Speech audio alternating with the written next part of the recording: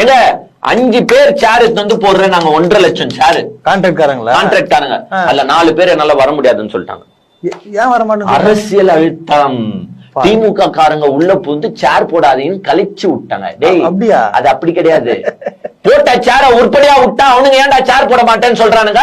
போன மாநாடு பார்த்தே இல்லையா? போன மாநாட்டிலேயே 1 லட்சம் சேர் போட்டு 50,000 சேர வச்சு தூசி ஆக்கிட்டீங்க. சுக்குநூறா இருக்குது சேருங்களா? சுக்குநூறா? அணில் குஞ்சு கட்சி குதிரம் பத்தியா? அது மாதிரி கடிச்சு குதிரை இருக்கீங்க. அப்புறமா சேர்காரன் எப்படி உங்களுக்கு சேர் போடுவான்? எந்த நம்பிக்கையில சேர் போடுவான்? நீங்க சேர பாதுகாத்தா அவனும் ஏன்டா சேர் போட மாட்டேன்னு சொல்றானுங்க. எனக்கு ஒண்ணும் தெரியலையே. இப்போ எவனும் போடல. ஏன்னா எல்லாம் கேரளாக்காரங்களுக்கும் உங்களை பத்தி தெரியாது. இனிமே தெரியும். இப்போ கேரளாக்காரங்க வந்து சேர் போட்டு இருக்காங்க. கேரளாக்காரங்க போன மாநாட்டை பார்த்திருக்க மாட்டாங்க. தமிழ்காரங்க பாத்துட்டாங்க இவங்க மாநாட்டை. ஐயோ இது விஜய் மாநாடு, இங்க சேர் போட்டா நமக்கு செட் ஆகாது, ஃபுல்லா நட்டமாயிடும், திருப்பி காசாச்சு தரணும்ல, ஃபுல்லா நட்டமாயிடும் அப்படின்றது தமிழ் சேர் ஓனர்ஸ்க்கு தெரியும். அதனால என்ன பண்ணிட்டாங்க, ஜகா வாங்கிட்டாங்க. கேரளாக்காரங்களுக்கு தெரியல, தெரியாம போட்டாங்க.